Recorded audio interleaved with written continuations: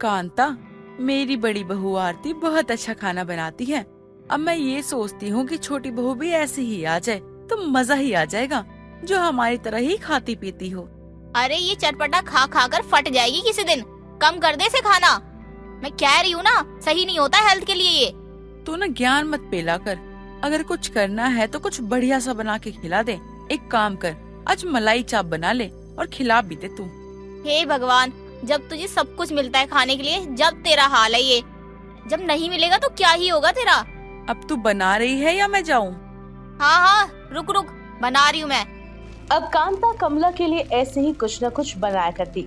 कमला तो खाने की शौकीन थी ही, उसकी बहू आरती भी उससे कुछ कम नहीं थी। उसी वक्त वो भी आ जाती है। सासू माँ, ये तो अच्छी बात नहीं है। आपको पता है कि आपकी बहू को मलाई चाप कितना पसंद है, उसके बावजूद आप हो कि चुपके चुपके खाए जा रहे हो। अरे बहू, तू नाराज क्यों होती है? बैठ, मैं अभी लेकर आती हूँ तेरे लिए भी। हाँ आंटी जी, आज तो मजा ही आ जाएगा। लाइए लाइए, जल्दी से दे दीजिए बस। कमला की तरह उसकी बहू आरती को भी खाने का बहुत शौक था। वो भी लोगों के घर जाकर कुछ न कुछ खा पी कर आ जाती। अब दोनों सास बहू पड़ोसन कांता के घर खा रही थी। तभी उसको देखकर कांता बोलती है, अच्छा कमला, ये बता, तू छोटे बेटे की शादी कब कर रही है? बस इसी साल कर दूंगी। लड़की तो पसंद ही आ गई है। बस रही बात मुहूर्त की, तो अच्छा सा मुहूर्त देख के इसी साल में शादी कर दूंगी। सही है फिर तो। तेरी बहू कुछ न कुछ बनाकर खिलाती रहेगी तुझे। हाँ, देवरानी जी के आने के बाद ना थोड़ी चैन की सांस मिलेगी मुझे भी। और जब वो आ जाएंगी तो उन्हीं के हाथ का खाना भी खाएंगे हम। मेरा थोड़ा काम हल्का हो जाएगा। और क्या, वही बनाया करेगी जो बनाना होगा। बाकी तो फोन जिंदाबाद है। फोन पे देख के कुछ भी बना लेते हैं लोग। अरे तू भी तो फोन में देख के बना लिया कर कुछ। मैं बना तो लूं, लेकिन मुझे जोर आता है बनाने में। दुनिया भर के बर्तन हो जाते हैं, उन्हें साफ कौन करेगा। भगवान ने जीभ तो चटोरी दी है तुझे। बढ़िया बढ़िया खाने का शौक है तुझे, लेकिन ये नहीं कि किसी को बना कर ही खिला दूं कभी। बस मेरे घर में आ जाएगी और ऑर्डर देने बैठ जाएगी, ये बना कभी वो बना। छोटे बेटे की शादी करके बहू को घर ले आऊंगी ना, फिर नहीं आया करूंगी।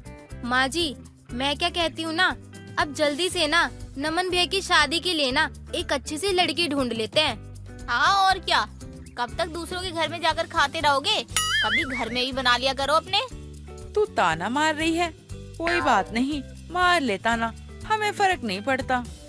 ऐसे ही वो शादी के लिए लड़की भी पसंद कर लेते हैं और बहुत जल्दी शादी की तारीख पक्की हो जाती है। अब शादी होगी तो खाना भी ढेर सारा होगा।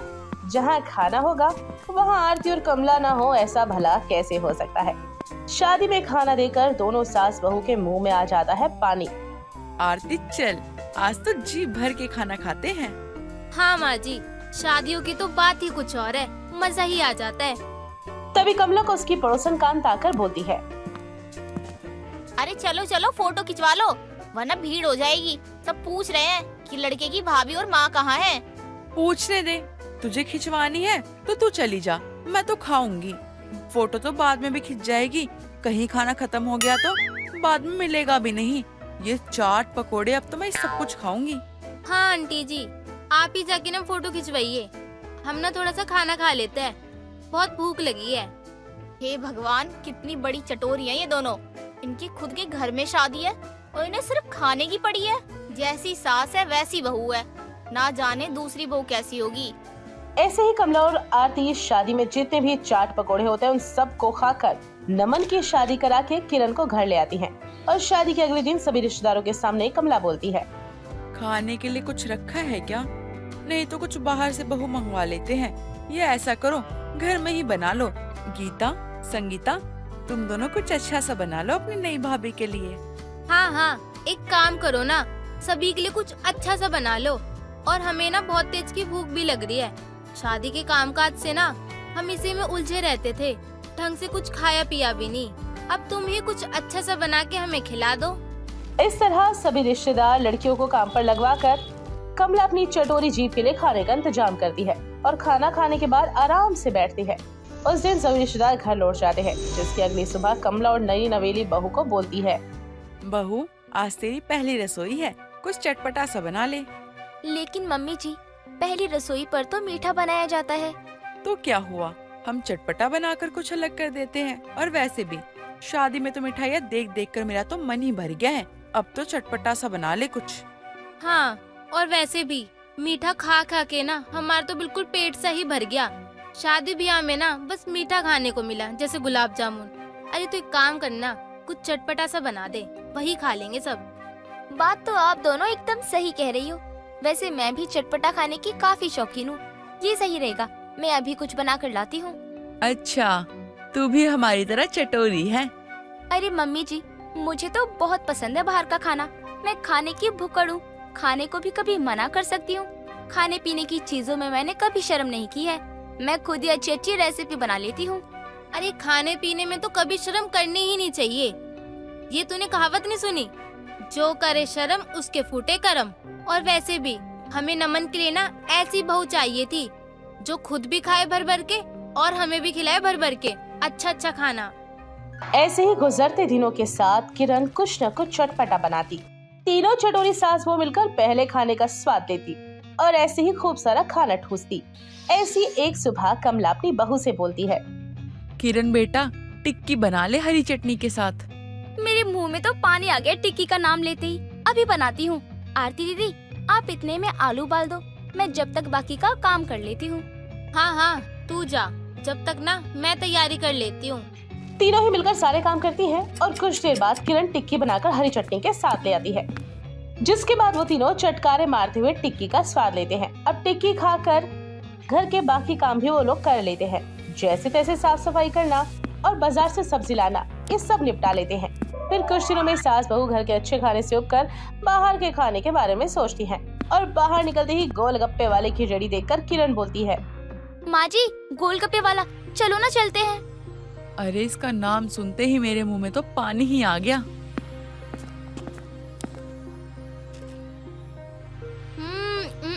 इसका पानी तो बहुत फीका है। मजा नहीं आया खा के, बेकार हो गए पैसे यार। बहुओं चलो कांता के घर चलते हैं, वो कुछ बनाकर जरूर खिलाएगी। हाँ, वैसे भी बहुत दिन हो गए आंटी जी के हाथ का कुछ खाए हुए। कमला अपनी दोनों बहू को कांता के घर ले जाती है, जहाँ कांता पहली बार बहू के आने पर भटूरे बनाकर लाती है। सभी लोग खाने की टेबल पर बैठ जाते हैं, जहाँ पर दोनों सास बहू जल्दी से सारे छोले भटूरे खा लेती हैं। दोनों का मुंह एकदम से भरा होता है, फिर भी दोनों भटूरे खाना नहीं छोड़ती।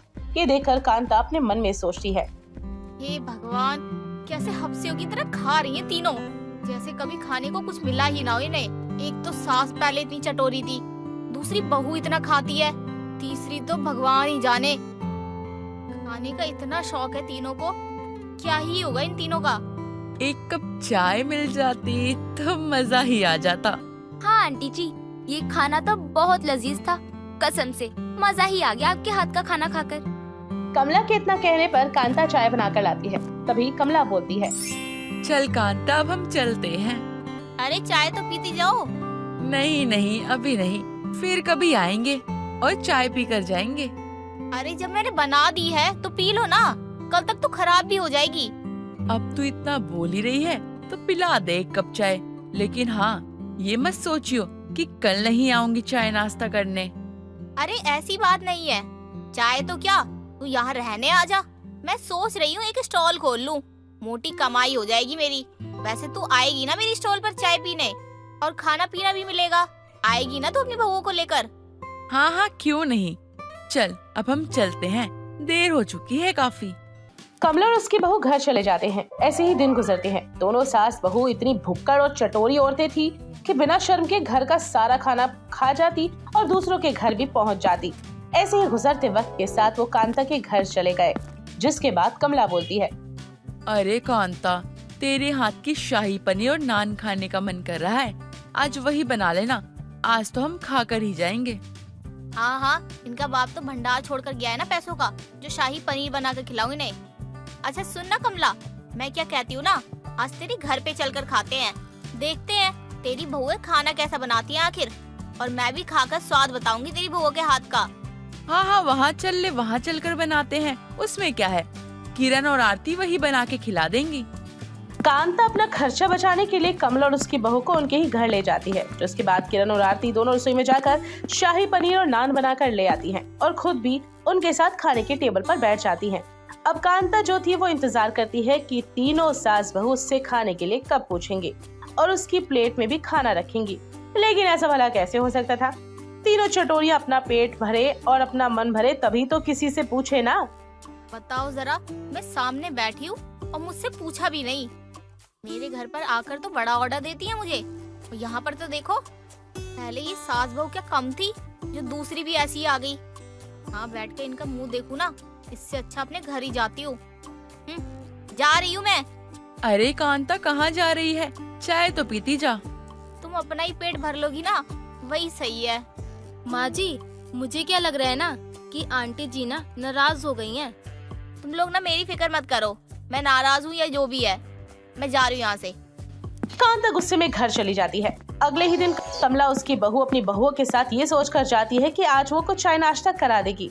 लेकिन कांता तो कल से गुस्से में थी। उसने कमला और उसकी बहू के लिए कुछ नहीं बनाया और ना ही उनसे पूछा कि क्या बनाना है। तभी कमला बोलती है, कांता, आज खाने के लिए कुछ नहीं बनाया है क्या तूने? दही भल्ले और पापड़ी बना ले, बहुत दिन हो गए हैं खाए हुए। हाँ, मैं तो यहाँ दुकान खोलकर बैठी हूँ ना, कभी दही बल्ले बना दूँ, कभी छोले भटूरे बना दूँ, ऑर्डर पे ऑर्डर देती रहती हैं। भगवान ने हाथ पैर दिए हैं तो उसका इस्तेमाल भी किया करो, खुद बनाकर खा लिया करो। मम्मी जी चलो ना, मुझे तो बिल्कुल भी अच्छा ही नहीं लग रहा। इन लोगों ने तो हमारी इंसल्ट ही कर दी। चलो घर चलते हैं। और वैसे भी हम भी तो बना सकते हैं ना, हम किसी के मोहताज क्यों रहे। तुम्हें अपनी बेइज्जती तो नजर आ रही है। कल जो तुमने मेरे साथ किया था वो क्या था? मैं तुम्हारे सामने बैठी थी तीनों के, तुमने पूछा भी नहीं एक बार कि मैं खाऊंगी या नहीं खाऊंगी। जो भी बना था तीनों की तीनों चट कर गई। मुझे तो ऐसा लगता है तीनों की तीनों खाने के लिए जीती हो। आंटी जी, आपको खाना था तो कह देती ना, हम भी तो आपके घर का खाना खाते हैं ना, तो फिर कैसी शर्म। माँ जी, चलिए यहाँ से चलते हैं, बहुत हो गया यहाँ पे। हाँ बहू, बात तो सही कह रही है, चल चलते हैं। मम्मी जी आप परेशान मत हो, आज से मैं ही अच्छी अच्छी रेसिपी बनाऊंगी।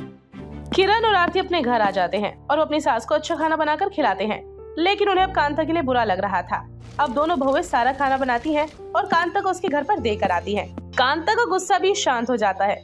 लेकिन अब तीनों सास बहू किसी के घर खाना नहीं खाती, बल्कि अपने घर पर ही बनाकर खाती हैं। अब दोनों बहुओं ने मिलकर अपना YouTube चैनल भी बना लिया था, जिसे लोग काफी पसंद कर रहे थे और काम भी हो रहा था और रोज रोज अच्छा खाना भी बन रहा था।